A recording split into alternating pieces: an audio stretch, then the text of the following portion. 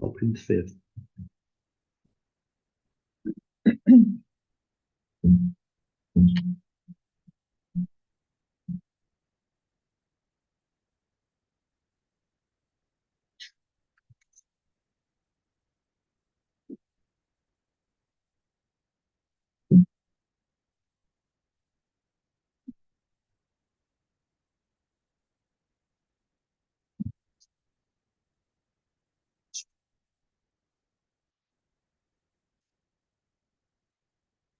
Good morning. We're going to call this meeting to order. Will you please stand?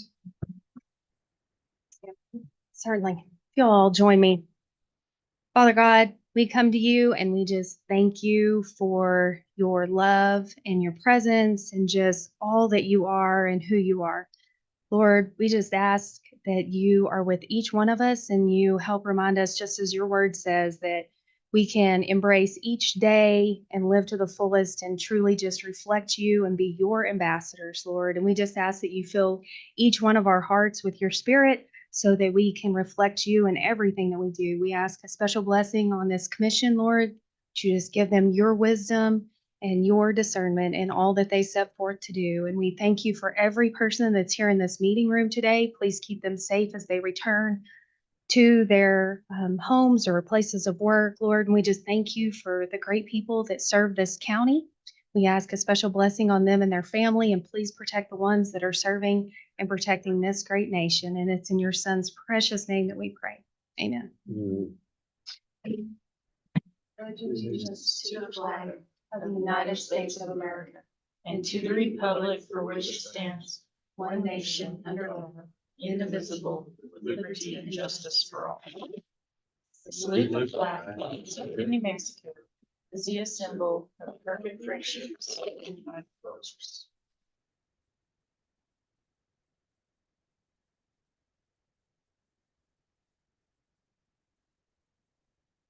Okay, we are item 1, approval of agenda.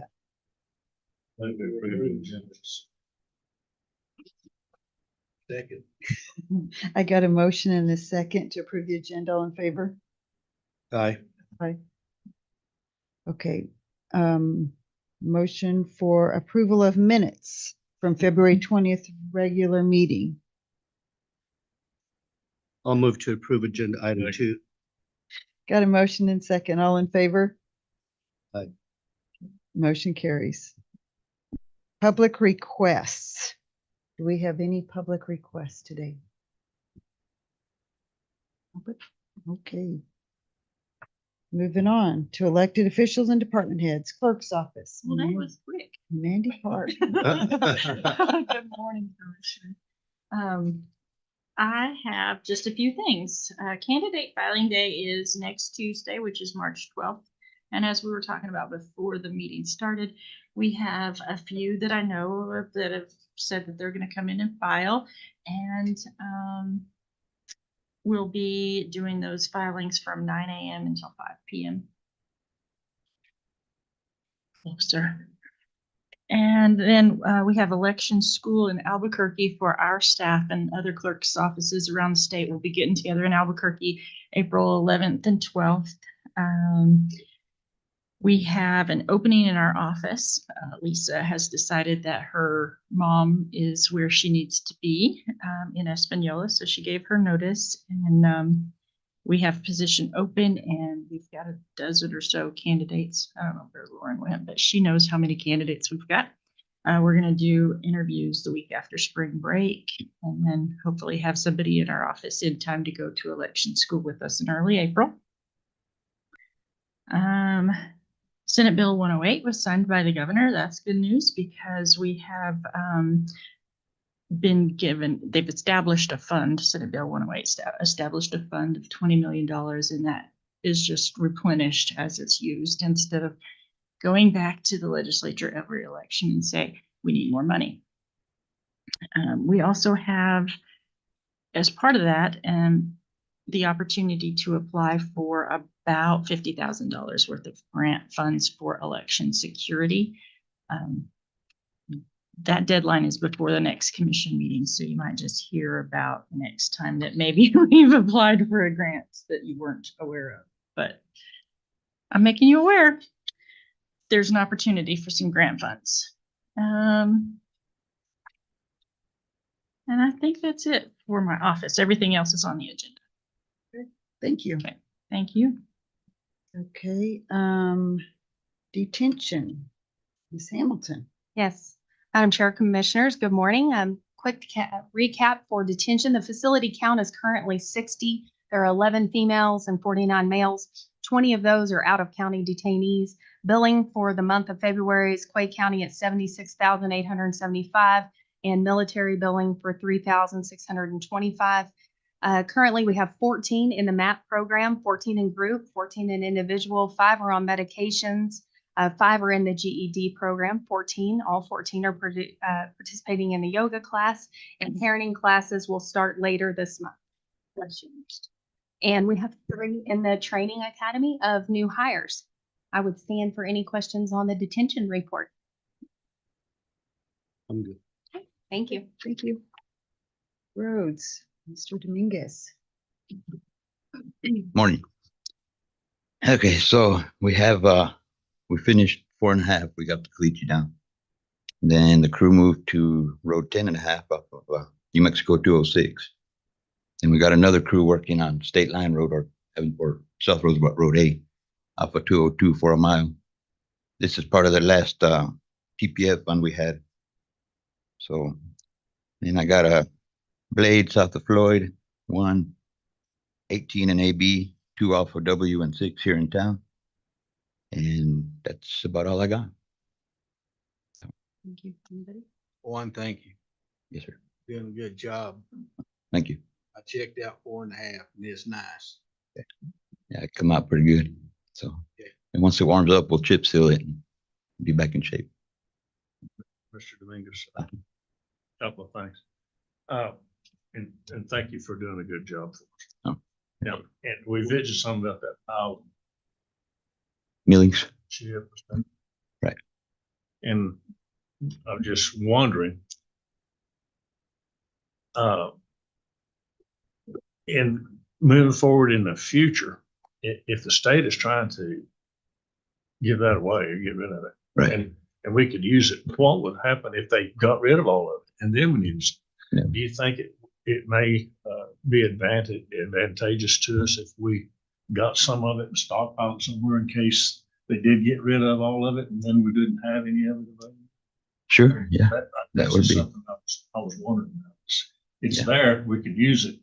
Okay. But what if they give it all away and then? Right. Then it's gone. Maybe stockpile some or something. Yeah, we can look into that and send a letter up there and get some. And other things. At our last meeting, Commissioner Criswell commented on the road. It's on Roosevelt Road P.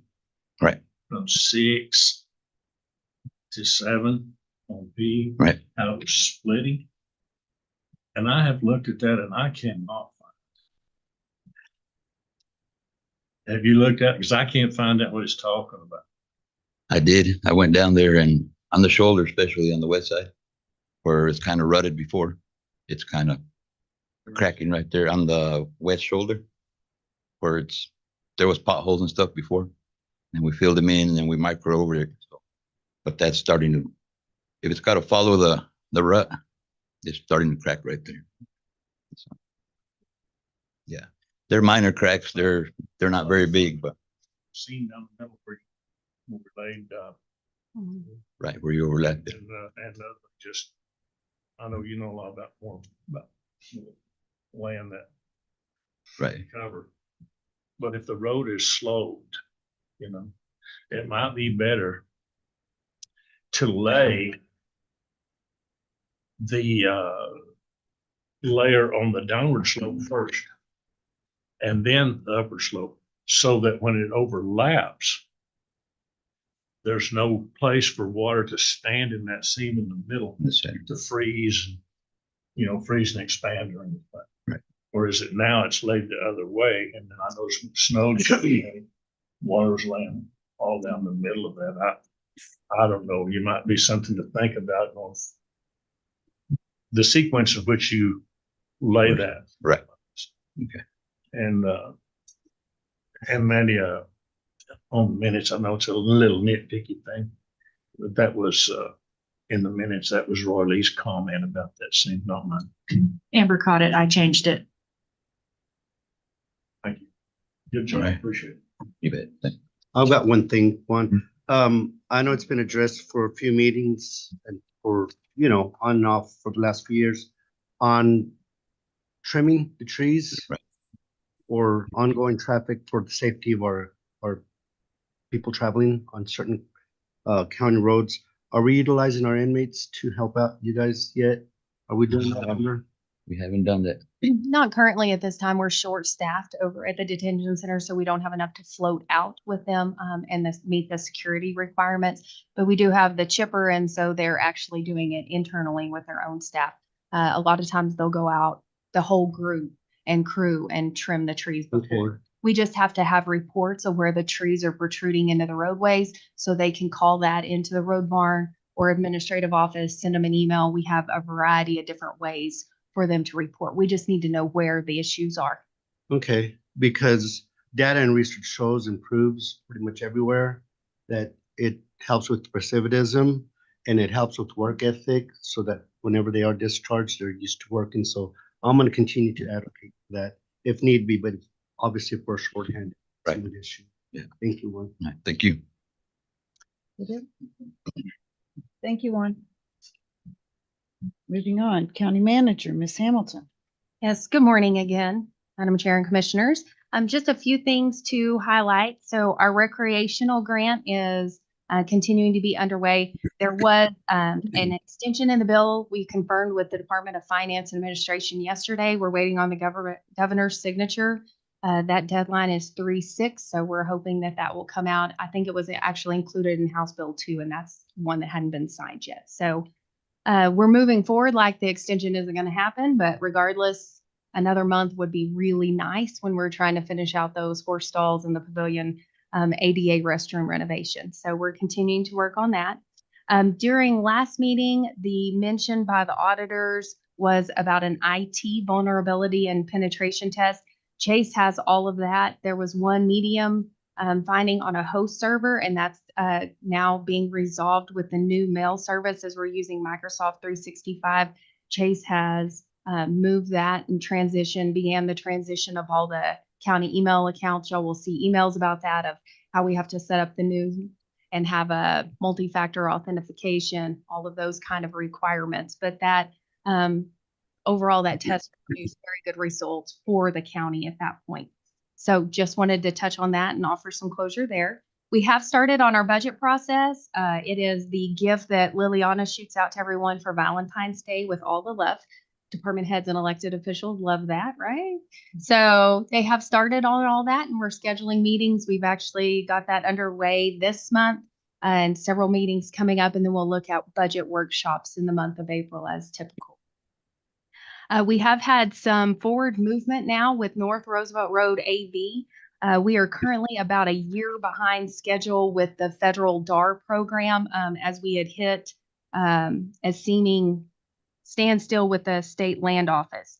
However, we were able, both myself and Commissioner Greider have had several meetings, and we were able to find out that they have a 2012 amnesty program that was, of course, before my time, wasn't aware of, but they have dug it out of the books now and made it available to us.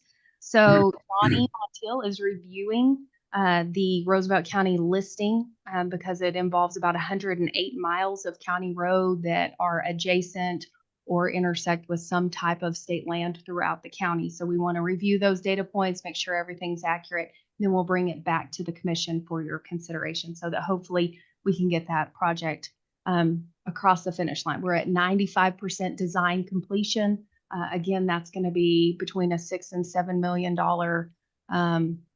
road enhancement as they look to pave those 5 miles of North Roosevelt Road AV from 6084 into the Melrose Air Force Range, the bombing range entrance there.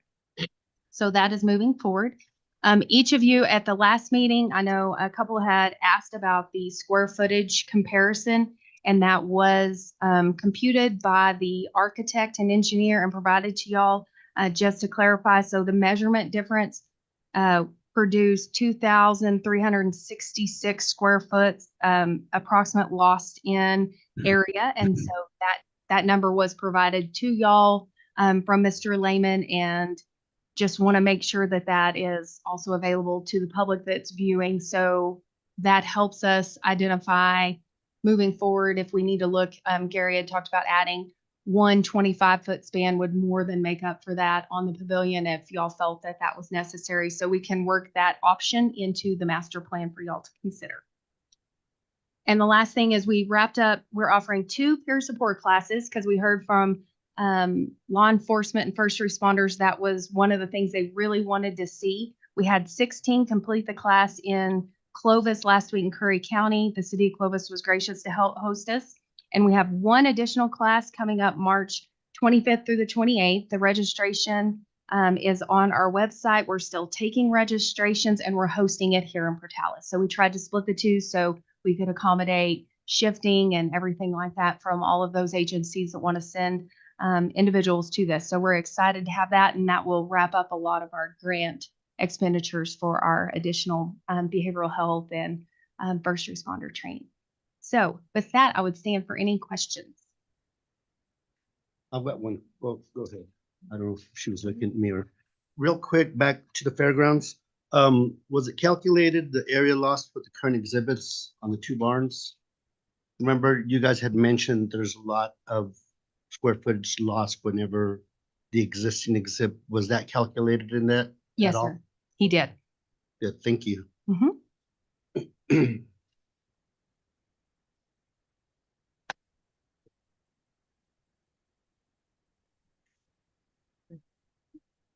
Moving on to commissioners.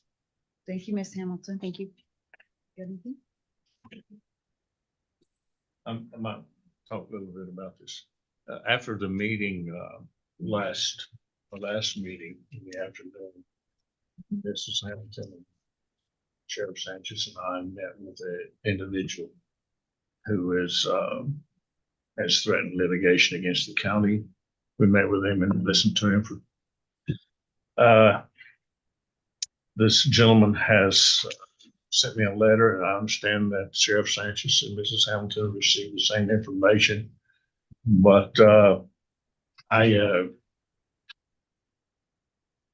give a copy of this letter to all the commissioners to kind of maybe keep them abreast of kind of what the situation is with this gentleman.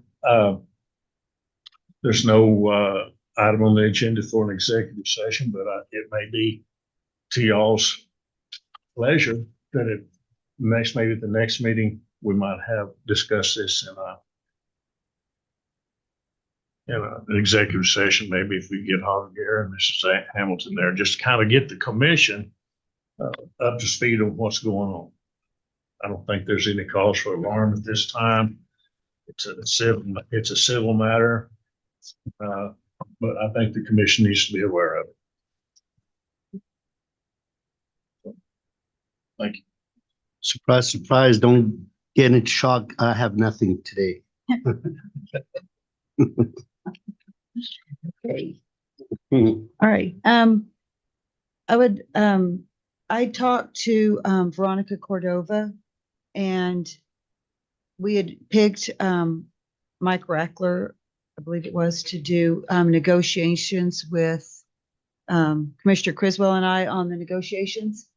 And the city of Portales would like to get together and have another, maybe a roundtable discussion workshop type thing with all of us and all of the council again, and have something. She would like the man there. She would like Miss Ramsey. She would like Chief Kathy, everyone, to try to figure out if we can't find some way to work through with detention as well as EMS, and try to just put everything in on the table and see where we're at as a whole, and then maybe try to work out from there.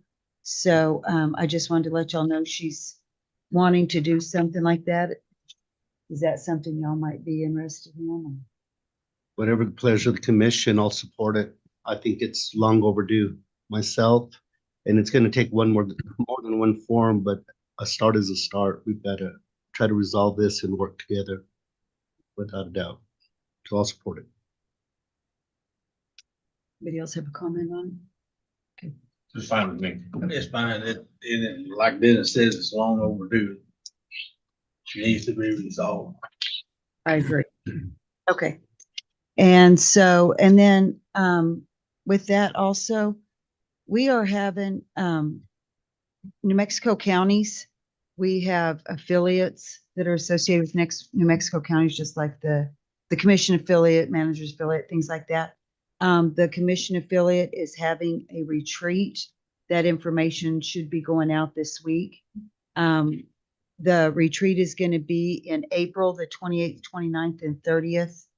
For anybody that wants to go, it's going to be, the 28th is going to be the drive up. The thing is going to be all day on the 29th and a half a day on the 30th. It's going to be in Ruidoso. So if any of the commissioners are interested in going, I know that information is going to be sent out this week. So I just wanted to put that out there for y'all. And I think that is all I have. You didn't want to announce that you were going to be the commissioner's affiliate chair? I will be in June. Right. Yeah. I think that's a great announcement. I mean, I think that's a great honor.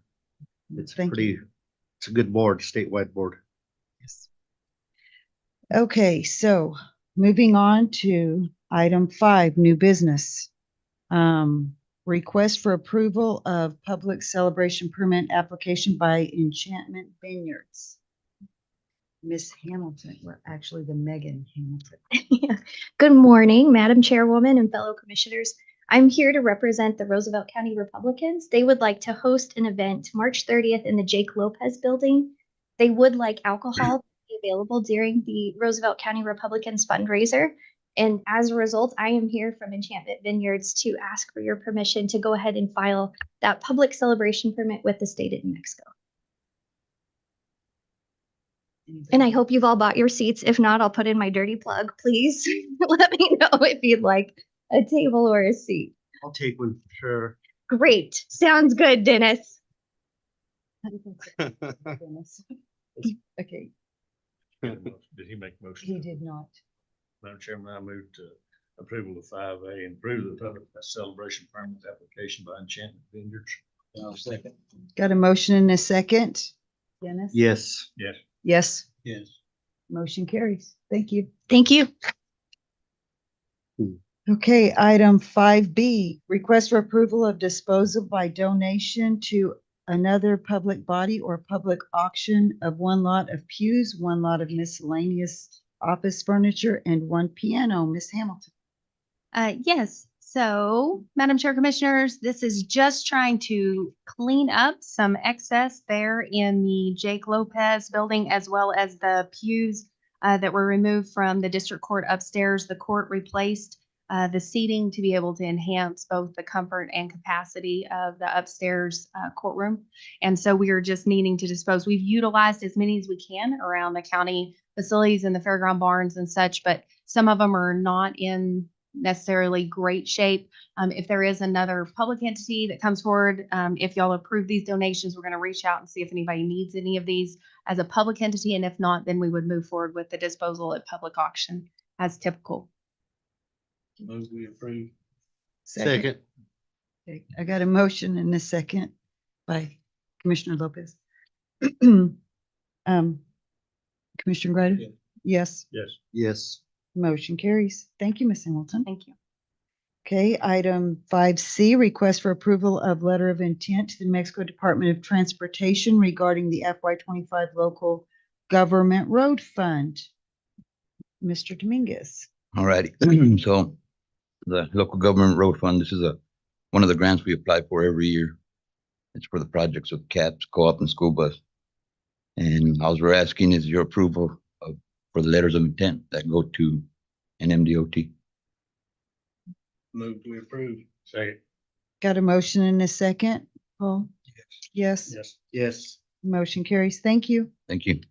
Request for approval to move forward with agreement formation with Roosevelt County Meals on Wheels and Summit Foods LLC to provide meals. Ms. Hamilton. Yes, I'm going to get started. We have some amazing individuals from Meals on Wheels here that I'm sure are going to have more to offer, but just wanted to present this to the commission because we are on a tight time frame. I was approached by a member of the Meals on Wheels board a week ago Friday, and they asked if it might be a possibility for the detention center to be able to provide meals. At this point, we just want to ensure that we can keep that local. And they've talked to several different people, different entities, and they can explain those. But we were able to meet with the administrator at the detention center as well as the food contractor. This is something that they do in other states, so the contractor was not new to this concept, didn't have any concerns. It is a great potential that we really want to explore. But again, the timing is critical. The current entity that is providing those provided notice as of the 20th. So we didn't want to wait until the 19th to present something to the board and have, 24 hours to turn it around. We really wanted to bring it to your attention today, ask for your approval to move forward with it, and then be able to bring hopefully what is a final contract with all of this working out at the Tuesday meeting. I have checked with personnel at the Department of Finance to ensure how we accommodate this, find the balance, and ensure that we are not violating any part of the anti-donation because of how this works. So we will just make sure that either we can identify these individuals as low-income indigent and meet those qualifications that are in the anti-donation specific law and legal definition, or we will have a percentage, small surcharge, whatever it takes on the per meal to ensure that the cost of the equipment used in the facility, the utilities per se, would all be recouped if that's, 2 cents or 3 cents of the meal cost or whatever it is. We're looking to try to keep the meal costs the same as what they were doing before, and the vendor thinks they can do that. They're just working on food estimates. A unique thing we found, one of the things that they provide right now is milk in cartons. And of course, we don't serve that necessarily because there's a shortage of milk cartons. Did not know this, but that's what we're dealing with right now in the nation. So you've seen those surge upward over 30 cents. So those are just things that our food provider is taking into account. And we've provided him with a wealth of information that the board has graciously supplied to us. They do provide their own containers as far as the hot meal kits, and they provide their ice chest. So we would just be packaging it on the disposables. They would still handle all of the delivery and such, but it's just a partnership that I am hopeful that the commission will allow us to continue to explore to keep these local. And I would certainly ask any of the board members that are here that wish to speak and add to it. They know a lot more about this program than I do. So.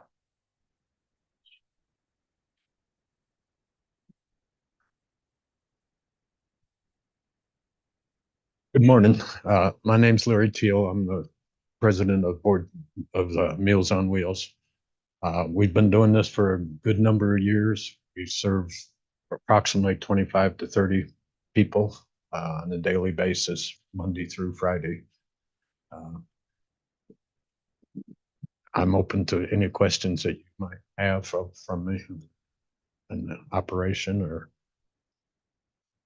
It's just a great program. I have no question. I move we approve. Second. Got a motion and a second to approve item 5D. Dennis? Yes. Yes. Yes. Yes. Motion carries. Thank you so much. Thank you, Ms. Hamilton. Thank y'all. Item 5E, presentation of 2024 Roosevelt County Position Classification Review and Compensation Study update. Ms. Bagwell and Mr. Yermal. Good morning. Included in your meeting packet was our updated salary study. The previously adopted salary study was authored in fiscal year 22, and due to extraordinary inflation and competitive job market in the area, another one was approved during FY 24. We're asking the board to adopt the salary study so it can be used as a basis for FY 25 budgeting. I've been working with Mr. Yermal since the approval of the salary study, providing him with various rates from local entities and some information that I was able to receive from the HR affiliate. The study was performed because we need to, or well, because we needed a consistent tool and consistent comparisons in order to ensure that we're maintaining a sense of competitive edge within the market for the local area. Mr. Yermal also commissioned his own portion of the study, and he's present via Zoom, as you can see, so that he can present his findings and highlight the purpose and use for the study.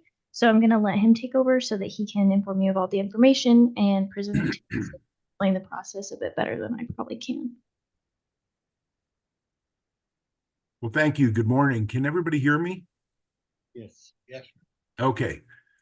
One of the things with the study in the introductory page in the very beginning, we talk about an ongoing program to maintain a competitive position in the marketplace. And to the credit of Roosevelt County, we did the initial study back in 2012. So that's 12 years ago, and it's been updated in 14, 18, 22, and here we are again.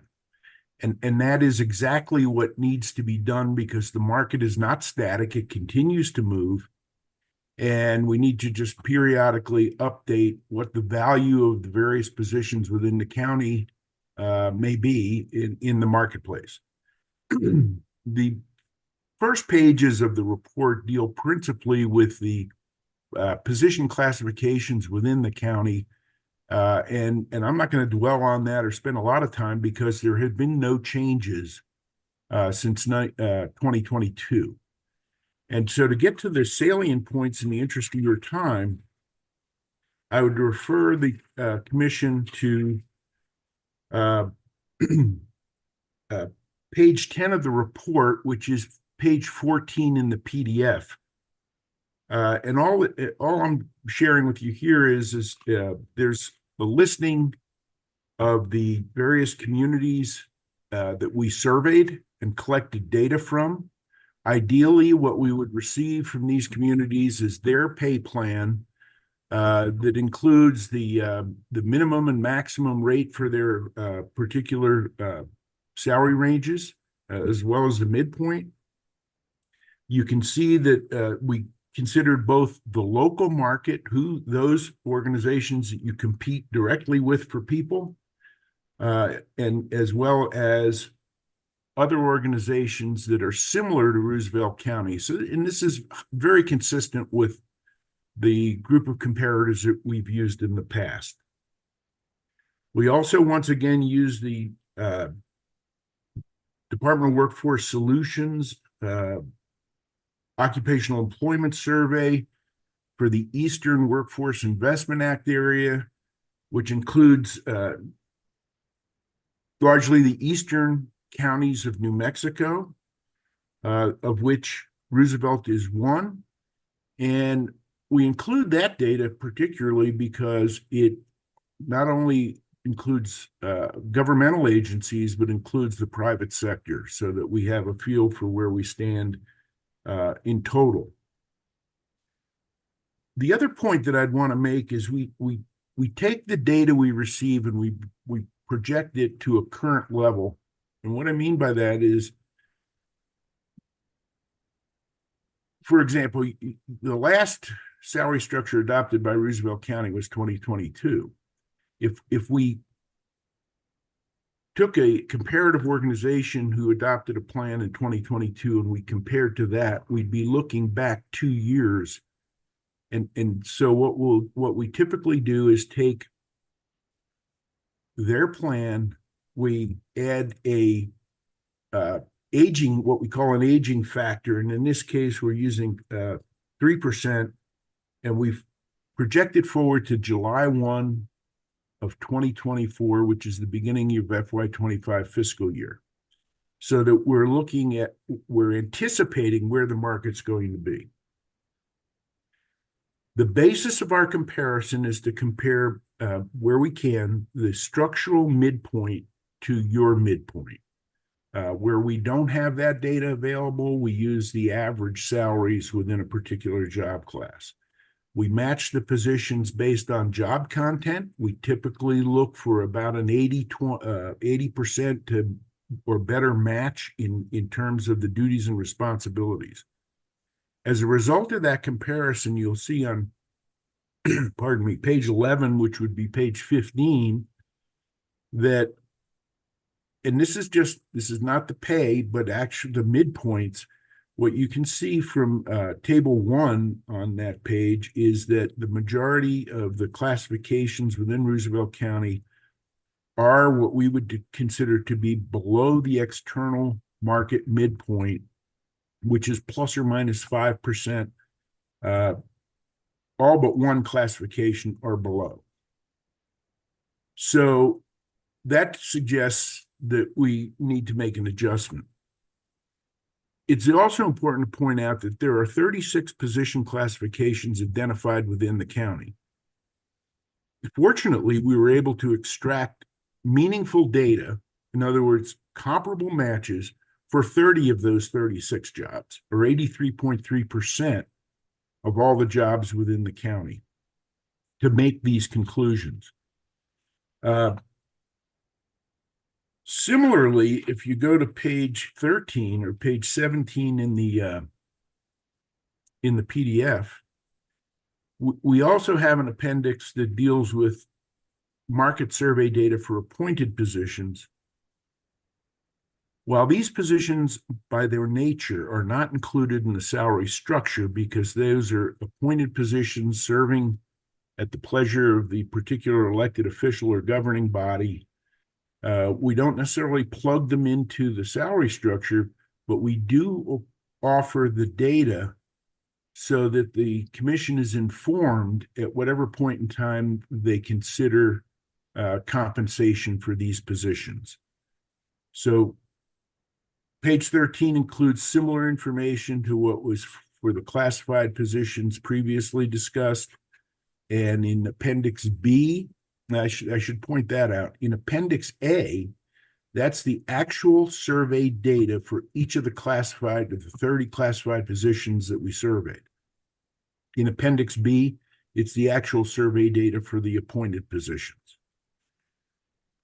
Back in 2012, when the county adopted this approach to their compensation program, they adopted a permanent salary range structure, and that's discussed on page 15 and illustrated on page 16 of the report. For those who this may be new to, I'll point out that the way the salary structure is constructed, the minimum of salary range 1 is what was the minimum wage at that time. The maximum is calculated by adding 50% to the minimum and then dividing by 2. And you can see at the bottom, it's a 50% spread, and each range goes up by a factor of 2.5%. The reason we chose that is the 2.5% gives us a number of discrete salary ranges so that we can assign a position to a salary range that is closest to the prevailing market rate as illustrated in the survey. So having gone through that process, if you look on page 18 or page 22 of the PDF, you'll see the listed position classifications that were identified within the county. We have a column that shows the current salary range assignment and then the recommended salary range assignment, along with what the minimum, midpoint, maximum of those recommended salary ranges are. If you just do a comparison between the current and the recommended, you can see that there has been, in some cases, substantial movement within the market for these positions, as each grade or each range, remember, is a 2.5% difference. So if a position went up, say 5 ranges, that's suggesting that the market has moved on average about 12.5%. And that movement is driven by a couple factors, but principally it's driven by inflation. And I don't think our overall numbers are inconsistent with what the rate of inflation has been. If you look at, let's see, the next page 24 is simply what you previously saw, but listed in salary range order and descending numbers. It's principally informational, but it gives you some sense of which jobs are, from a market standpoint, either in the same market value or it gives you a sense of the relationship of one job to the next. Page 22, as I mentioned, there were 30 of 36 jobs that we had actual market data for. That said, there were 6 we didn't. Based on an analysis conducted back in 2022, we created what we call linkage, assigning jobs to other positions in the organization that are generally affected by the same market forces, so that when the benchmark position, what we call a benchmark position, or the one we have data for, when it moves X number of grades, the linked position moves in tandem with it. So based on what you saw in what we call Comp 5, that shows the change in current recommendation from current to recommended grades, we have an estimated fiscal impact on page 23, and I hasten to add that is strictly a direct pay fiscal impact estimate, because it does not consider, because I just don't have access to the burden rate, the additional costs for Social Security, Medicare, et cetera. So to get the actual fiscal impact, your finance folks would have to take a look at that. But based on the direct pay fiscal impact, it's estimated that it would cost the county, because the first step we always recommend is that if you have people whose current pay falls below the minimum of the recommended salary range, that the first step in that process is to move those people to the minimum. There were, based on the recommended ranges, we identified 21 employees who would fall below the minimum of their current range. That's about 30% of your workforce. It would cost about $31,170 annually, and that represents about just slightly over 1% of payroll, to bring that group of 21 employees to the minimum of the range. I don't think it'll come as any particular surprise to anybody, but what I found is that there is a fair number of those folks that are in the detention facility as detention folks.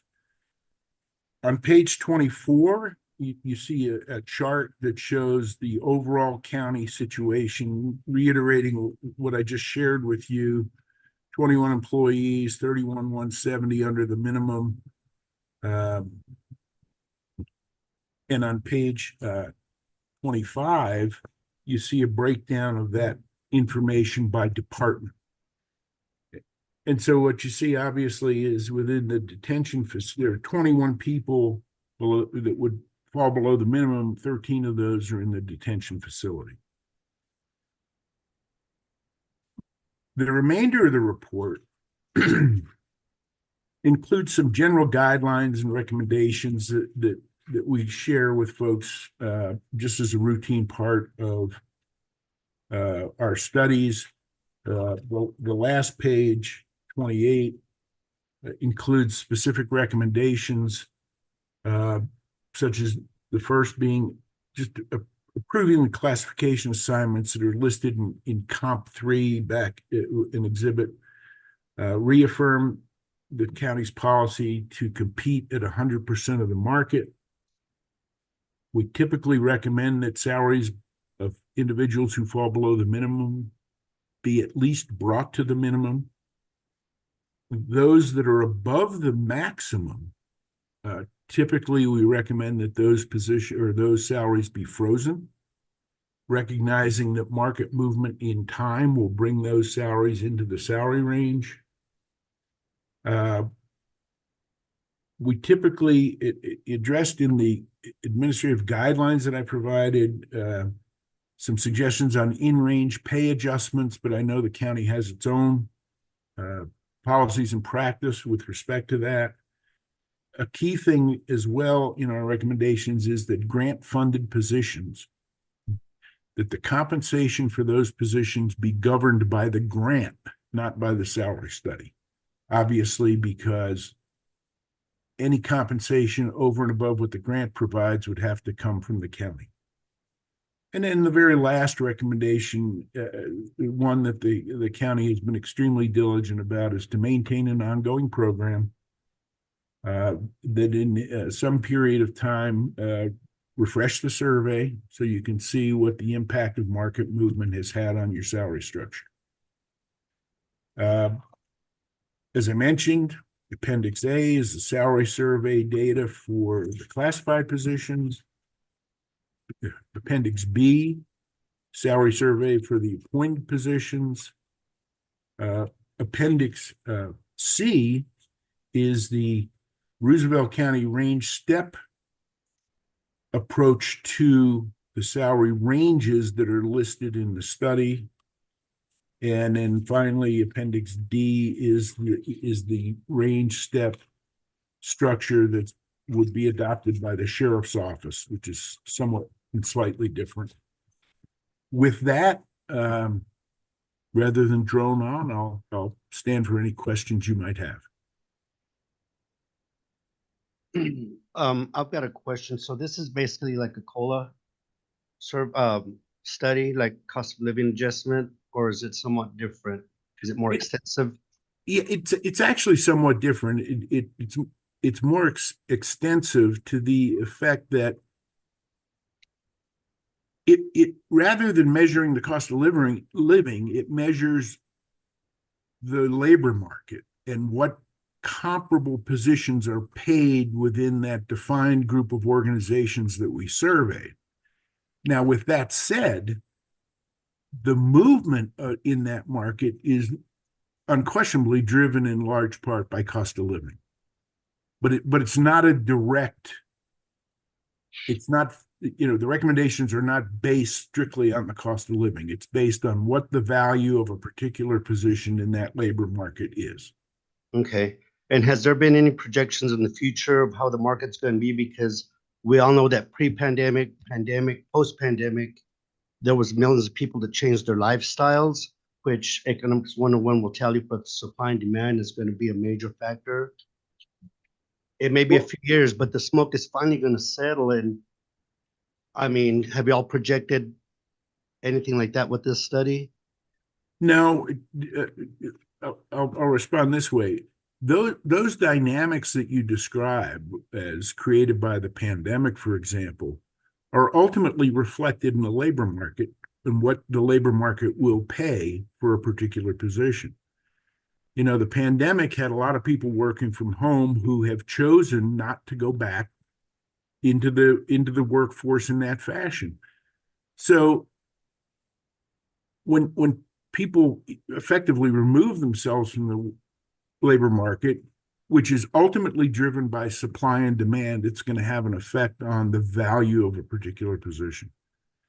So the only kind of forecasting that we do in this approach is to based on the current, and this is, be perfectly honest, this is a kind of crystal ball exercise. When you look at the current rate of inflation and you try to forecast what impact it's going to have on salaries, so we factor that into the aging factor that we use to forecast the data from our comparators. Okay, I don't mean to sound like the devil's advocate, but no, please. I do support wholeheartedly just desserts for our employees at every level, but we can't, if we raise the salaries to a point where we can't retroactively then change the salary, right? After we go with a study like this? Well, as I like to say, this stuff is symbolically, at least, on paper, not in stone. And that said, so anything can be changed. That said, you really don't want to do that. You don't want to adopt something and then retreat later. That leaves, I've been through that personally as an HR director, and it is very, very difficult. So, that said, what we're recommending other than those people who would need to be brought to minimum, what we're recommending is an adjustment to the salary structure. And what the salary structure does is put you in a position to compete. Typically, the hiring rate is often at or around the minimum of the salary range. And so as you increase your minimum, you become more competitive. I know from my own experience in dealing with folks in your area, other counties and municipalities, they're all kind of facing the same pressure in terms of the marketplace. And they make adjustments, to their hiring rates to maintain a competitive position. Okay, on the flip side, I really support this because job retention has been very difficult. I think with every department, especially detention, sheriffs. So thank you for all of your information. That's all I have. Madam You're Chair. quite welcome, and thank you.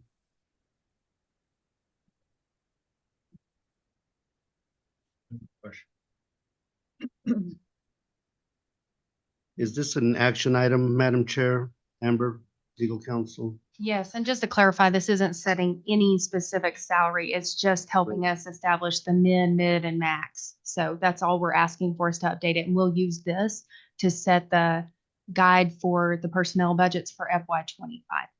Okay, I'm with that. Thank you, Amber. I'll move to make a motion to approve agenda item 5E as presented. Second. Got a motion and a second.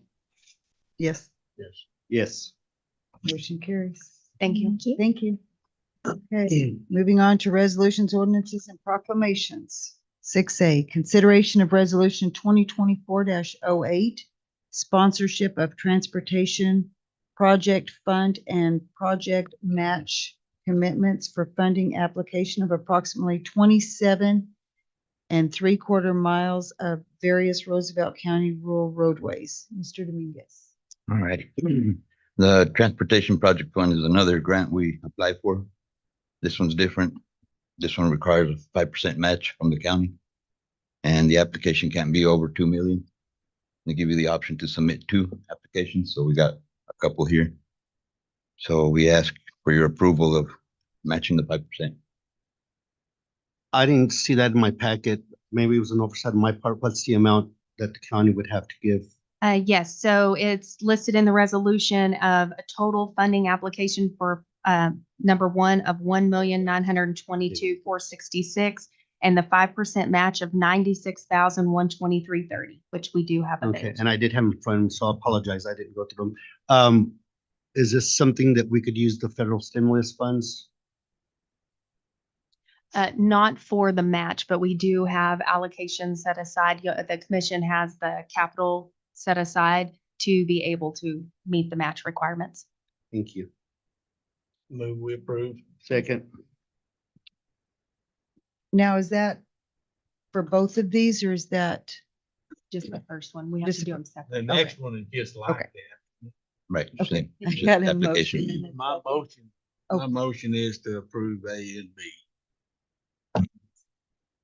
We can do it that way. Okay, You're willing to second both? are you seconding both? Yes. Okay. Mr. Yes. Greider, You guys had yes. me a little confused. Yes, yes. Yes. Yes, yes. You got all your yeses. Not on my list. Okay. Motion carries. Thank you. Thank you. Okay, so that was consideration of resolution 2024-09, sponsorship of transportation project fund and project match commitments for funding application of approximately 32 miles of various Roosevelt County rural roadways. And that was the second one we did, correct? Okay, you are finished with that. Okay, item 6C, consideration of resolution 2024-01, 2024 annual certified county maintained mileage. Mr. Dominguez. These are the miles we submit to the state every year for reimbursement. And it's pretty much the same as last year, slight difference, not much. Formality, right? It's formality. So I move to approve agenda item 6C as presented by our road superintendent. Got a motion and a second. Commissioner Greider? Yes. Yes. Motion carries. Thank you. Thank you. Okay, item 6D, consideration of proclamation for National Social Work Month in March 2024. Ms. Zachary, this is the picture we need for her mama. Hi, good morning. Yes, the proclamation for National Social Work Month March. Whereas social work is a profession truly dedicated to helping people, and whereas primary mission of social work is to enhance human well-being and to help meet basic and complex needs of all people. And whereas social workers put particular focus on helping people who are vulnerable, oppressed, or living in poverty. And whereas social workers follow a code of ethics that calls on them to fight social injustice and respect the dignity and worth of all people. And whereas social workers meet people where they are at and help people and communities reach their full potential.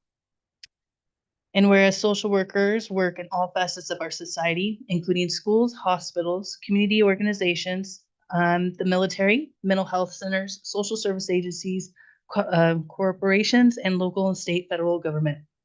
And whereas social workers are on the front lines of helping this nation solve pressing social problems, including an increased demand for mental health services, an opioid addiction crisis, and economic inequality. Whereas social workers are in high demand, with some states reporting shortages in social work staffing and in the of labor statistics predicting social work will be one of the fastest growing professions in our nations during this decade.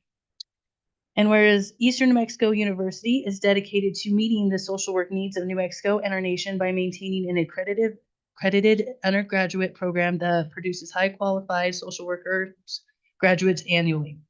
And whereas Eastern New Mexico University will enhance social work services in our region and the nation by educating students in advanced clinical practice skills through a new master's program of social work that will begin offering classes fall of 2024.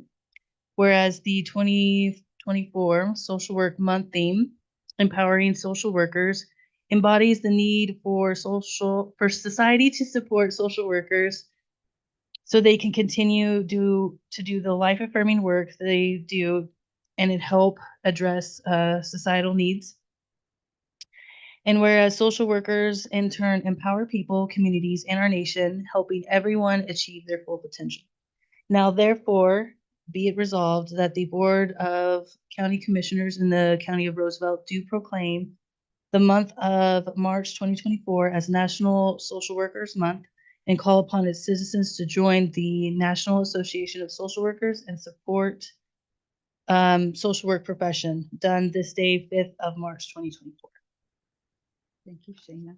And Madam Chair, if I may, Shana is one of our many interns. She is doing a phenomenal job at the detention center, and we greatly appreciate her. And we thought it was fitting and no one better to read this proclamation than one that is literally boots on the ground, making a difference every day over there. Thank you. Thank you for that. Thank you, Shana. With that, I will make a motion to approve item 6C or D. Second. Got a motion and a second? Yes. Yes. Yes. Yes. Motion carries. Thank you, Sheena. Okay, item 6E, consideration of resolution 2024-11, increasing the salaries of elected officials in Roosevelt County, New Mexico. Mandy Park. Not because I wanted to, but here I am. In your packet, there were two separate resolutions proposals. One is at a 7% increase and one is at a 10% increase. What we are asking for is the 10% increase. We, like Mr. Yermel said, are in the same boat everybody else is with the inflation. And he pointed out the average for the salary study showing about a 12.5% increase. And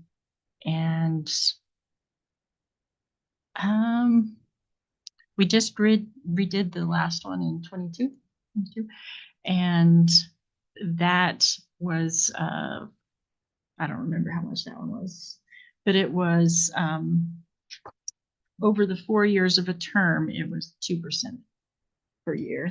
So it was a 10% increase. And then this one is a 10% increase. And then it won't change again over the course of a term. Okay. So with that, this would only affect in 2 years.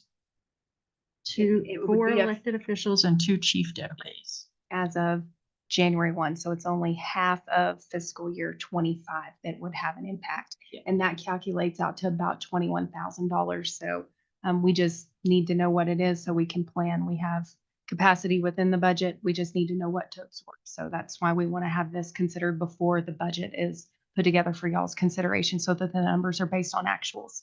And point of clarification, so the public can know, this is solely for the at-large elected officials and is that accurate? It's for all 10. Yes, it would Yeah. apply to all 10 Okay. and their chief deputies as that's set in the resolution as well as a percentage. That was my question, because there's been a discrepancy for many, many years in reference to elected official salaries. Without getting all into it, it's been brought up before legislation and elected officials for many years now, so 7 and 10%. I don't know how I'm gonna vote. I'm lame duck. I won't be here as of next year as a county commissioner, so I don't know if Ivan should even vote on this. Well, I would like to say though, if the way the way I understand this is it's not going to affect you during your term. None of the 4 of us up Right. here is this going to affect us I- at all. We are not. gonna Agree, get but I don't this. want to, well, I agree. But you're I mean, I still a need that. commissioner today. Right, I know. I can abstain if I want. But why? I know, just go ahead. It's just 7 and 10%, that's a big difference. Well, I move we approve with the 10%. Second, Got a motion is second. Commissioner Greider. Yes. Yes. yes. That was easy, yes. Thank you. Thank you. Yes. We're Okay. trying to check. Consideration of item 6F. Consideration of resolution 2024-12 approving market rate adjustment to the Roosevelt County classification and compensation plan by providing for entry level and cost of living increase for county employees. Lauren Bagwell and Amber. Good morning again. After reviewing our salary study that we did, we can see that it's crucial that we adjust the entry level rates as well as increasing the rates of our current employees. Our employees are our greatest asset, and taking the needs of them into account and based on the information that Mr. Yermal provided us with, we can see that we are detrimentally below many other local comparable entities. Along with this, from exit interviews that we have performed, we're hearing that the biggest reason people are leaving the county is due to the ability to make more money elsewhere. So it is affecting our retention. We have previously put large focus on para and healthcare, and those are great benefits that are taken by many employees, but we also need to ensure that we're focusing on the compensation of our incredible staff because they're the ones that serve the county every single day. And that enables us to remain competitive within the job market. So with that, I'm requesting that we increase all entry-level employees by 2.5% within the current budget, so through June 30, 2024. And I'm also requesting that there's an additional 2.5% increase given to all current employees. We have adequate budget savings to cover all of this due to the openings that were budgeted and not staffed throughout the year so far. So it's all covered. We would have to have it in place prior to the FY25 personnel budget calculations in order to ensure that we remain competitive, as well as prevent any pay scale compaction so that it's all the way across the board. Due to the numbers provided by the salary study, the increases that would need to be made would be quite frankly, ridiculously large to do all at once with the personnel budget for FY25, to do it all in one fell swoop. So due to this, it's my recommendation that we adopt this resolution as a first step into the direction that we need to be taking in order to ensure that the employees feel that they are well taken care of and appreciated. The remainder of an increase would have to be addressed during the FY25 budgetary process to ensure that we can absorb the cost in a way that's more palatable rather than doing it all at once. So I request approval for Resolution 2024-12 for the benefit of our incredible employees, and I stand for any questions. I've got one question. So 2.5% now, would it be effective immediately and then we can consider during our budget hearings in June, July? So it would be additional for money? the entry level, it would be the 2.5%. And then on top of that, all the employees would get an additional 2.5% right now. And then it would be a separate increase during the budget process. Yes. If that's warranted, as we compare with the salary study that y'all are at. We just want to ensure that we're staying competitive where we're at.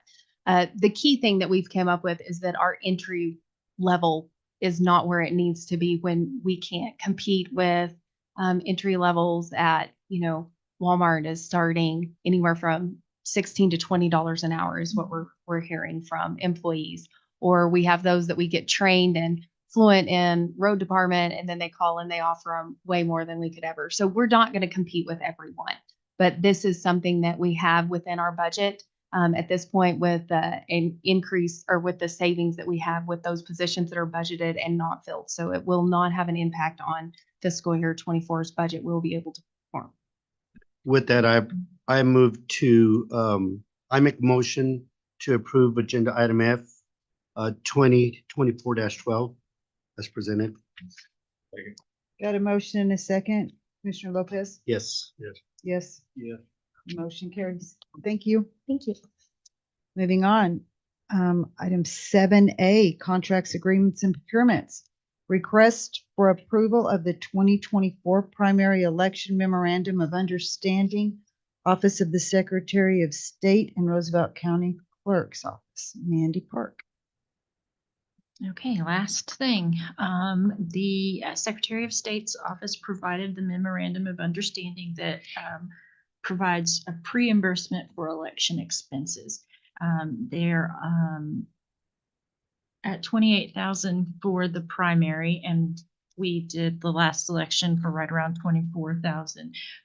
The cushion covers some additional staff for hopefully a bigger turnout in a presidential election than in last year's regular local. So I just ask your approval of the 2024 primary memorandum of understanding. We approve. Second. Go ahead. Got a motion and a second. Commissioner Greider? Yes. Yes. Motion carries. Thank you, Ms. Park. And item 8, media communication. Nada?